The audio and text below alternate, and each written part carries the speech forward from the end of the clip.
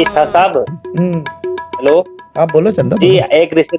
अपना एक रिश्तेदार है, वो जेल में है, मतलब वो बेकसूर है जेल में, उसको 10-12 साल हो गई। ठीक है। अब वो जेल में अंदर यासीन पढ़ता है, वो कहता है मैं यासीन तो पढ़ रहा हूँ और कोई ऐसा वजह हो जो मेरी रिहाई हो जाए। यासीन विर्द मुबीन बोलना, यासीन खाली नहीं, यासीन विर्द मुबीन 7 दफ़ा पढ़ना शुरू कर दे, जिन की सलाखें वो पिघल बोलता जाएंगी अगर क्या बेकसूर। क्या अगर बेकसूर है, सुन लो, अगर बेकसूर है ना तो जेल की सलाखें पिघल जाएंगी। अगर बेकसूर है, यासीन विर्द मुबीन 7 दफ़ा अगर अंदर बैठ के पढ़ ले, लेकिन बशर्त ये कि और कुछ ना पढ़े, बेसिक नमाज और कुरान, तो सलाखें मेल्ट हो जाएंगी, लोहा पिघल जाता है अगर बेकसूर है वो, क्योंकि लोहा ही डिटरमिन कर रहा है कि ही इज़ इनसाइड, और लोहा पिघल जाएगा बशर्त ये कि बेकसूर हो।